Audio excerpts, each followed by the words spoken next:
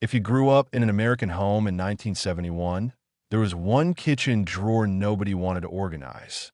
You know the one. It stuck halfway open. It rattled when you pulled it. It had a screwdriver that did not belong in the kitchen, a rubber band that had turned stiff, a few keys nobody could explain, and at least one pin that everybody hoped would work because nobody wanted to walk to the desk. Your mother called it the junk drawer. But it was not junk. Not really. It was the place where the house kept its small, unfinished business. The things too useful to throw away, too homeless to put anywhere else, and too ordinary for anyone to notice until the day they were gone. Today, we're opening that drawer again. 11 things every American junk drawer had in 1971. And by number one, you may remember that the drawer was not a mess because the house was careless. It was a mess because the house was alive. Number 11. The mystery keys. Every junk drawer had at least 3, sometimes more. Small brass keys, silver keys, a key with a square head, a tiny one that might have opened a suitcase, a flat one that could have belonged to a filing cabinet nobody owned anymore. Nobody knew what they opened. Your father said he knew. He did not know. Your mother had a theory about one of them. Maybe it went to the old back door lock before it was changed. Maybe the garage padlock. Maybe the cedar chest. Maybe the neighbor gave it to her once, and nobody remembered why. But no one threw them away. That was the rule. Because the day after you threw away a key, the lock would appear. That fear was powerful enough to keep a key in a drawer for 30 years. The keys made a little sound when the drawer opened. A light metallic slide against batteries, screws, pennies, and whatever else had settled to the bottom. That sound told you something about the house. It had history. It had former locks, former doors, former suitcases, former problems that had once mattered enough for someone to save the key. Modern houses still have keys, of course, but fewer of them collect the same way. Cars changed. Suitcases changed. Locks changed. Phones remember codes. Garages open with remotes. Hotels stopped handing you heavy keys with plastic tags. The mystery key still exists, but it has lost some of its kingdom. In 1971, a family could keep a handful of unexplained keys because the house itself was full of things that locked, latched, opened, stuck, and needed a person to remember how they worked. Number 10. Rubber bands and twist ties. Nobody bought rubber bands for the junk drawer. They arrived. That was the mystery. One came around the newspaper. One came from the grocery store. One held a bundle of envelopes. One was saved from a package because it looked too good to throw away.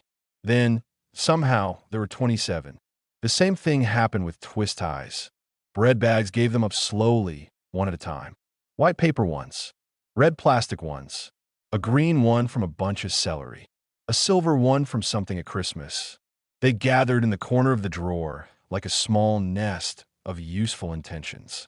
Your mother did not see a twist tie as trash. She saw tomorrow's clothes bag. She saw a cord that needed taming. She saw a plant that might need tying, a broken ornament that needed holding, a school project that needed one small bendable thing. Children learn this without being taught. You did not throw away a good rubber band. You did not throw away a clean twist tie. That was not thrift as a slogan. It was just how a household behaved when every small object might have one more use in it. Over time, packages changed. Newspapers thinned. Bread clips replaced some ties. Plastic bags multiplied. Then cable ties, Velcro straps, and whole drawers of purpose-built organizers appeared. But the old rubber band corner was different. It was not organized. It was trusted. Somewhere in that tangle was exactly what the house needed, if you were patient enough to look. Number 9. The Scotch tape with no findable end. There was always tape in the drawer, usually Scotch tape, and there was always a problem with it. The roll was there, but the end had vanished into the roll so perfectly that finding it became a test of character. You held it up to the light. You turned it slowly. You scraped at one possible edge with a fingernail. Nothing. Then you found what looked like the end, lifted it carefully, and discovered it was only a scratch in the plastic. You went around again.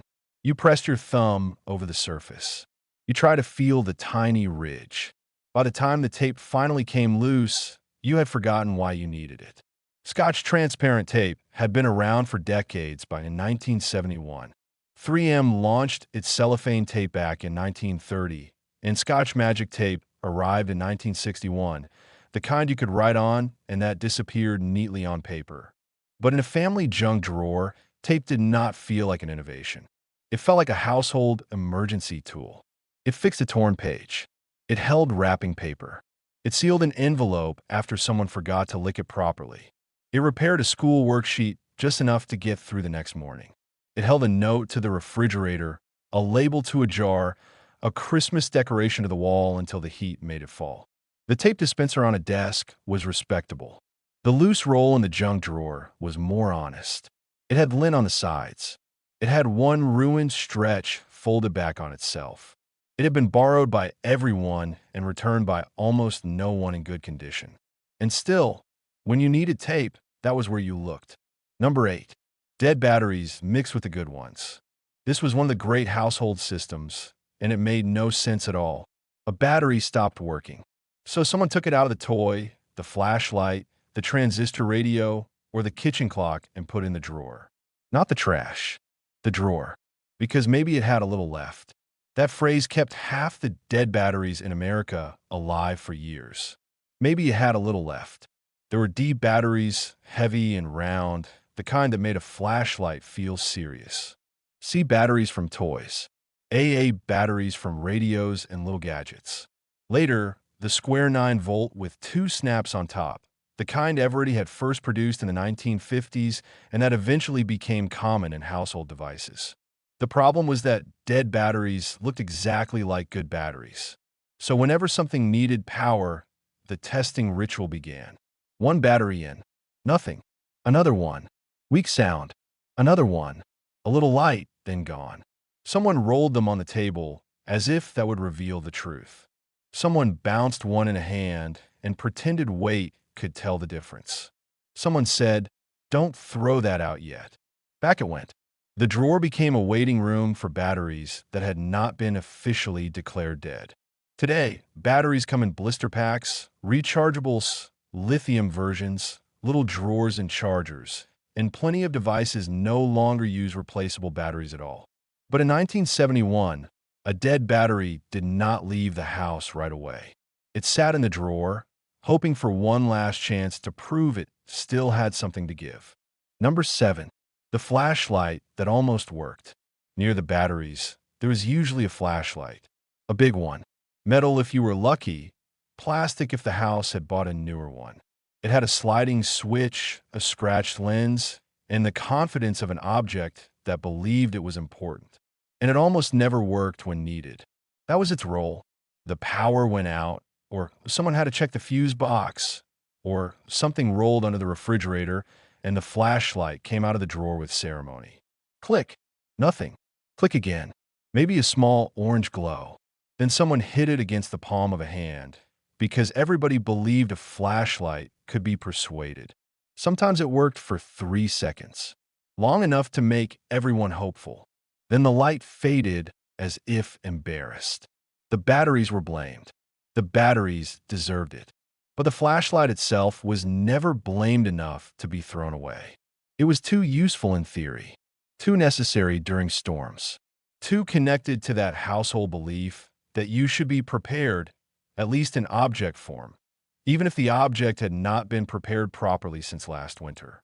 A modern phone can become a flashlight instantly.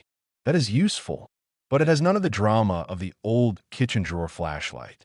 No one now stands in the dark while father unscrews the metal end, dumps 2D batteries in his palm, turns one around, tries again, and declares that it ought to work. The old flashlight was unreliable, but it gave everyone in the kitchen something to do while the lights were out. Before we keep digging, tell me 2 things in the comments. What was the strangest thing in your family's junk drawer? And where was that drawer? Was it by the stove, beside the sink, under the wall phone, or in the kitchen table itself? I want the exact place because every family had a junk drawer, but every family believed theirs was somehow different. Number 6. The good scissors nobody was allowed to use. Every junk drawer had scissors, but not all scissors were equal.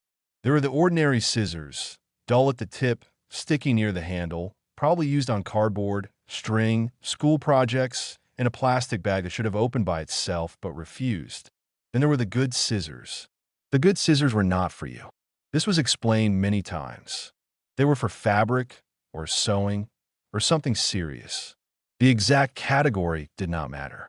What mattered was that you were not allowed to cut construction paper with them, and you were absolutely not allowed to cut tape with them, because tape left a gummy line on the blade that was apparently a moral failure.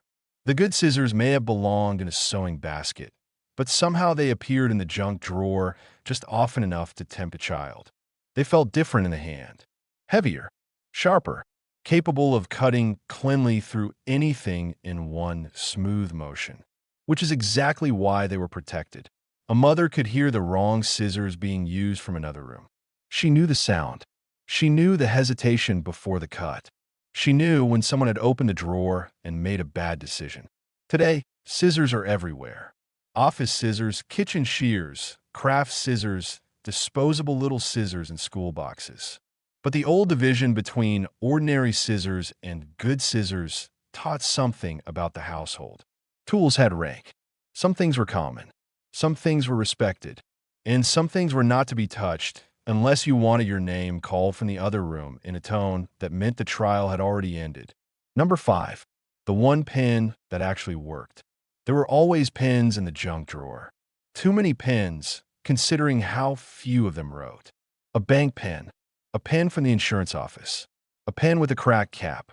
A pen from a motel in a town you passed through 3 summers earlier. A pen that had lost its cap and was now committed to marking everything it touched except paper. And somewhere among them, one pen worked. Finding it required a ritual. You grabbed an old envelope, the back of a receipt, or the corner of the newspaper and dragged each pen across it. Nothing. A pale scratch. Nothing. A sudden blue line. There it was. The good one. The BIC Cristal had already become part of ordinary writing life by then. BIC introduced the Cristal in France in 1950 and entered the North American market in 1958, and by the 1970 ballpoint pens were the sort of common object nobody praised until they failed.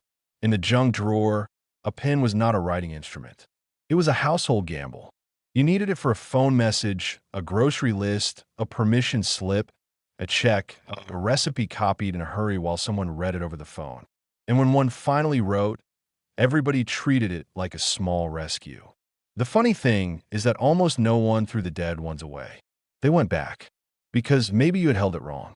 Maybe the ink would come down later. Maybe it had a little left. The junk drawer was full of second chances, and dead pens received more of them than they deserved. Number 4. Matchbooks from restaurants, motels, and gas stations.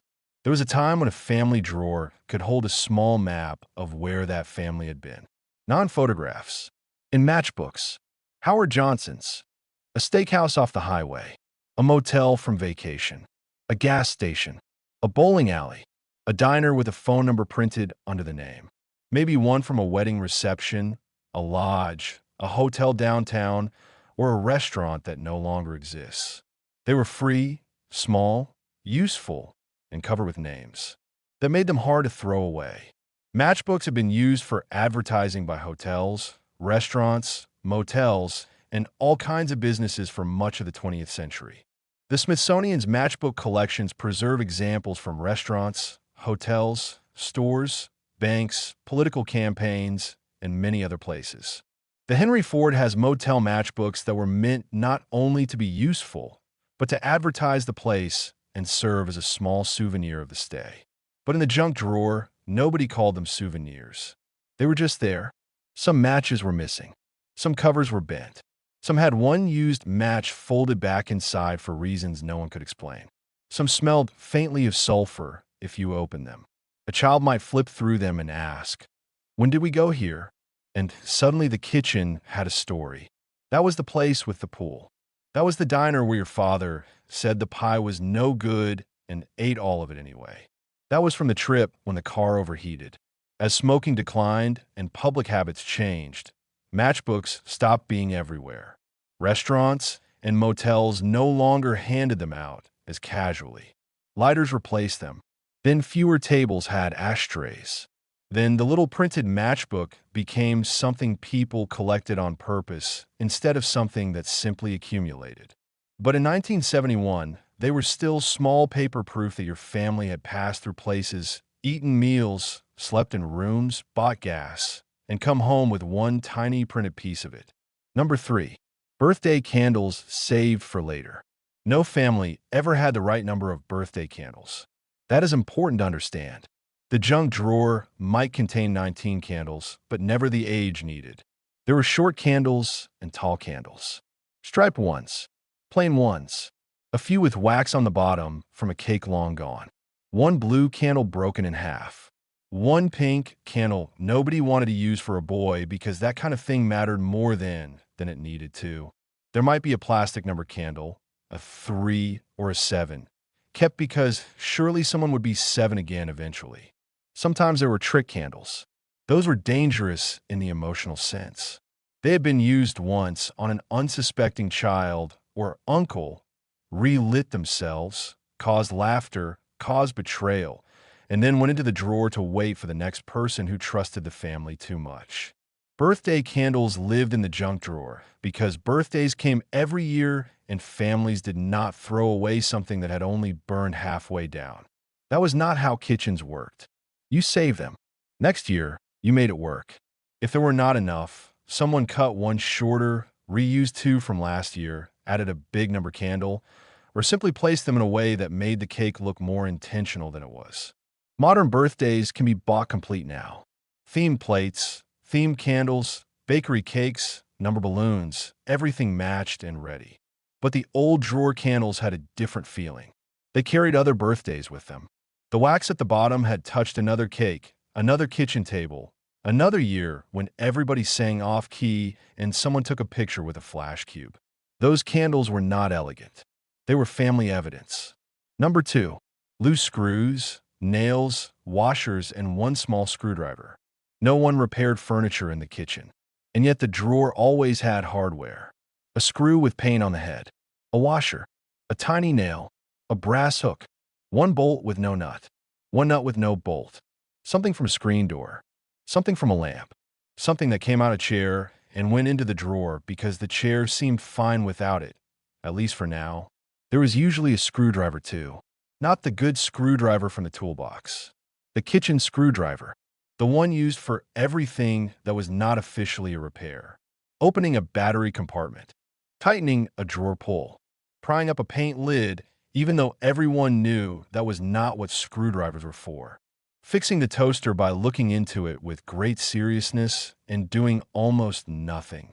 The loose hardware represented one of the quiet rules of older homes. Save the extra piece. You might need it. Not today.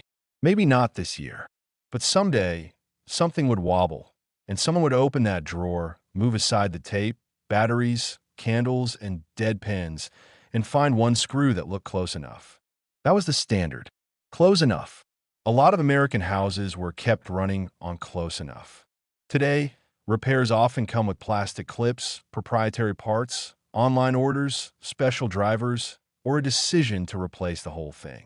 But in 1971, many small household problems still met their first answer in that drawer. A screw, a washer, a screwdriver, 10 minutes at the kitchen table, and someone saying, "That'll hold." Number 1. The deck of cards, missing 2 or 3 cards. At the bottom of the drawer, under the batteries, the matchbooks, the twist ties, and the keys, there was often a deck of cards. Not a good deck. The good deck was somewhere else, maybe in a cabinet or game closet. This was the drawer deck. The box was soft. The corners were worn. The red design on the backs had faded from too many hands. The cards smelled faintly like cardboard, dust, and the drawer itself. And the deck was missing cards. Everyone knew. No one fixed it, because the deck was still useful for something. Maybe not poker, maybe not a proper game, but war, solitaire, slapjack, old maid if you improvised, a card trick learned from a cousin, a rainy afternoon at the kitchen table when no one cared whether the 7 of clubs was missing because the rules could bend. That was the secret of the junk drawer. It held things that were not perfect but still had life left in them. The mystery keys might matter one day. The rubber band might stretch one more time. The tape might still stick. The battery might have a little left. The flashlight might work if you hit it just right. The scissors still cut if you use the bad ones. The pen might write after 3 hard circles on an envelope. The matchbook still had 2 matches. The birthday candle still had half an inch of celebration. The screw might fit, and the cards could still make a game if the people at the table were willing to pretend. That was why the junk drawer mattered. It was not only storage. It was a philosophy. A house did not need everything new. It did not need everything labeled.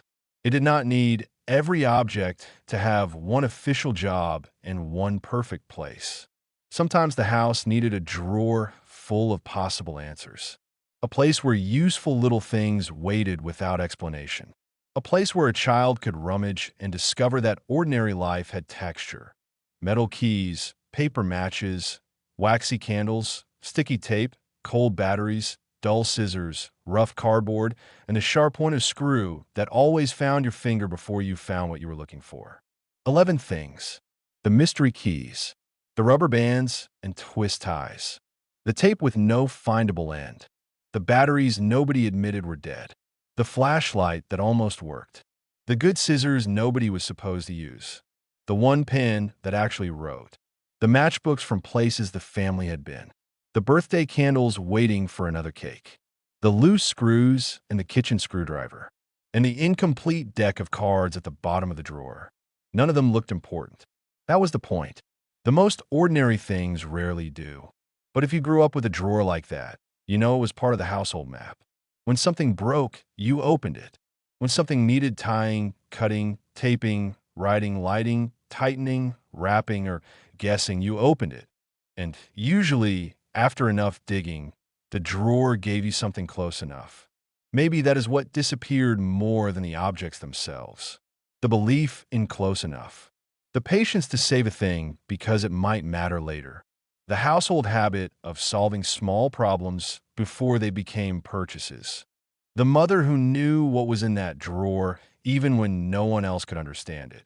The father who said there was a screw in there somewhere and somehow found one. The child standing on tiptoe, pulling the drawer open too far, listening to the whole thing rattle like treasure. Today, drawers are cleaner. They have trays, labels, compartments, chargers, plastic bins, and things ordered in sets. That is not bad, but the old junk drawer had a kind of honesty to it. It admitted that family life was always a little unfinished.